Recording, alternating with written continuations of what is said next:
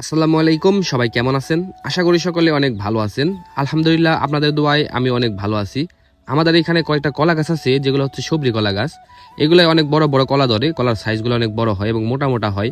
কিন্তু কয়েকদিন ধরে এগুলো অযত্নের কারণে গাছগুলো মারা যেতেছে এবং লতা পাতা পেঁচিয়ে গাছগুলোর অবস্থা একদম কাহিল। যার কারণে ভাবলাম আজকে সারাদিন আমাদের যেহেতু খুব একটা কাজ নাই, আমরা এগুলো আজকে ক্লিন করি। কারণ এগুলো ক্লিন করলে যে কোনো জিনিসের যত্ন নিলে সেগুলো থেকে ফলন ভালো পাওয়া যায়, সেটা যে কোনো জিনিসই হোক। যার কারণে ভাবলাম এগুলো ক্লিন করে দেই, যাতে এই কলা গাছগুলো কলা ধরতে পারে এবং সেগুলো তাহলে আমরা খাইতেও পারি এবং সেগুলো আপনারা পরবর্তীতে দেখতেও পারবেন।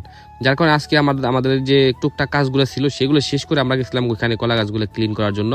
দেখতে দেখতে মনে করেন যে কলা গাছ অর্ধেক এখানে ক্লিন করা শেষ। আমরা যাওয়ার সময় ভাবছিলাম হয়তো অনেক সময় লাগবে, কিন্তু না, আমরা 10-15 মিনিট কাজ করার পরে দেখি যে ইনশাল্লাহ আমাদের কাজগুলো শেষ প্রায়। আর উপরে যেটা বড় সাইজের ছিল সেটা তো মনে করেন হাত দিয়ে কোনোভাবে নাগর পাওয়া যেতেছিল না। একটা পাইপের মাথা একটা কাশি বাইন্দা সুন্দর করে আমরা কাটিয়ে দিতেছিলাম, কারণ উপরে লতা পাতা পেঁচে দিতেছি। আপনারা দেখতে পারতেছেন কি ভিডিওতে, ওই দেখেন উপরে কলা গাছের মাথায় আপনার কয়েকগুলা লতা পাতা পেঁচিয়ে রয়েছে। তবে আমাদের দ্বারা যেটুকু সম্ভব আমরা সেটুকু ক্লিন করছি।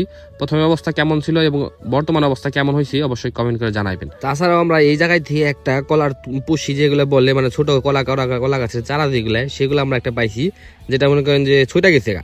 ভাবলাম এটা আরেক জায়গায় লাগিয়ে দিই, যাতে এটা এখানে কলা গাছের সবজি কলা গাছ যেহেতু থাকলে সমস্যা নাই, থাকলে লস নাই।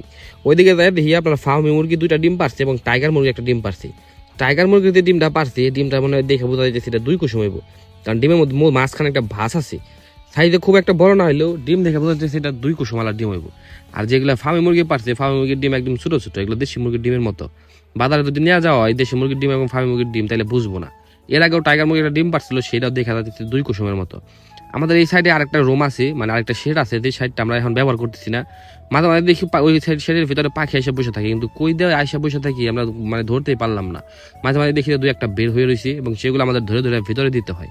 যার কারণে ভাবলাম আজকে এই শেডটা একটু ক্লিন করি, সেটার অবস্থা খুবই খারাপ হয়ে রয়েছে এগুলো। কারণ কিছুদিন পরে আমাদের এই শেডটা প্রয়োজন, কারণ এই শেডেও আমাদের পাখিগুলো আনা হবে, যেহেতু আমাদের ওই শেডগুলো ফুল হয়ে গেছে এবং নতুন যে শেডের পাখিগুলো আসবে সেগুলো হচ্ছে এখানে রাখবো আমরা। যার কারণে এগুলোর প্রস্তুতি আগে থেকে নেওয়া ভালো, কারণ আনার পরে যদি আমরা প্রস্তুতি নিতে যাই তাহলে অনেক ঝামেলা হয়। আর আমরা যে কিছুদিন আগে একটা গরু কিনে নিয়ে আসছিলাম, সেটা দুধ হয় সকালবেলা 5 কেজি বলছিলাম, কিন্তু দুপুরবেলা দুধ হয় 2 কেজি 2.5 কেজি করে। আজকে পানাইতেছে দেখেন, আগে একটু ঢালা হয়েছিল, কারণ আমি আর আগে তারা ঢাইলা একটু রাখছিল, কারণ দুধ ফালে দিতে চাই।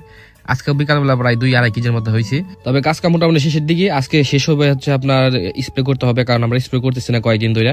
আজকে হচ্ছে ভেতরে তুষগুলো নাড়া দেওয়া হয়েছে, যার কারণে বাহির দিয়ে আমরা স্প্রে করে দিচ্ছি। ভিতরে স্প্রে করা হয়েছে অলরেডি, মানে তুষ যেগুলো আছে, যেগুলো হচ্ছে আপনার নিচে 20টা বলে ওইগুলো আছে, ওইগুলোর ভিতরে আমরা স্প্রে করে দিচ্ছি। এই স্প্রেটা ইউকাসল যেটা, এটা স্প্রে করে দিচ্ছি এবং বাহির দিয়ে করে দিতেছি, যাতে এটা ব্যাকটেরিয়া বা রোগ জীবাণু যেগুলো থাকে সেগুলো মানে ধরা ছোঁয়ার বাইরে থাকে। তো যাই হোক, সবাই ভালো থাকবেন, সুস্থ থাকবেন। আজকের মতো এখানে বিদায় নিতে হচ্ছে। আল্লাহ হাফেজ।